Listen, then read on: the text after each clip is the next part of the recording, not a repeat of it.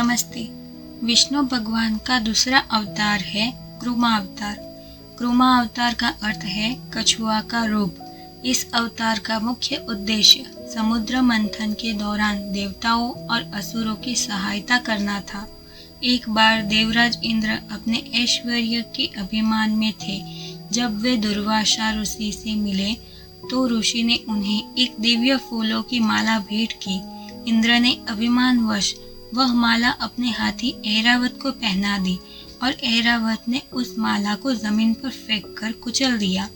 इससे क्रोधित होकर दुर्वासा ऋषि ने इंद्र और सभी देवताओं को शक्तिहीन होने का श्राप दे दिया, जिससे परिणाम स्वरूप उनका ऐश्वर्य और बल क्षीण हो गया। शक्तिहीन होने के कारण देवता असुरों के सामने टिक नहीं पाए।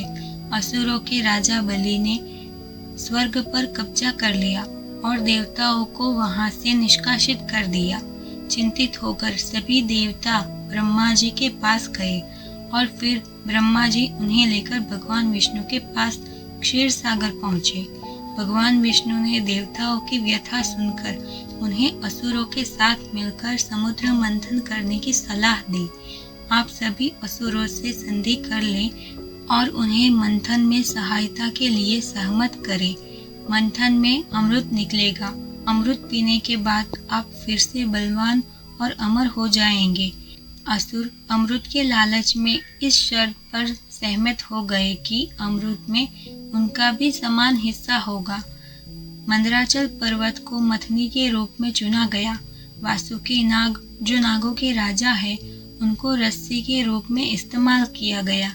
देवताओं और असुरों ने मंदराचल पर्वत को क्षीर सागर में रखा और वासुकी नाग को उसके चारों ओर लपेटा।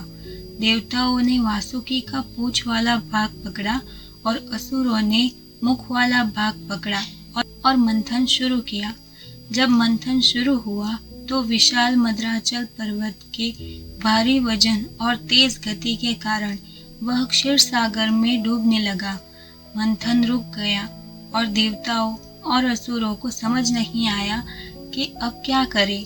तभी सृष्टि के संकट को देखकर भगवान विष्णु ने विशाल कछुए का रूप धारण किया और तुरंत ही समुद्र के तल में चले गए। भगवान कुर्मा ने मंदराचल पर्वत को अपनी मजबूत पीठ पर धारण कर लिया।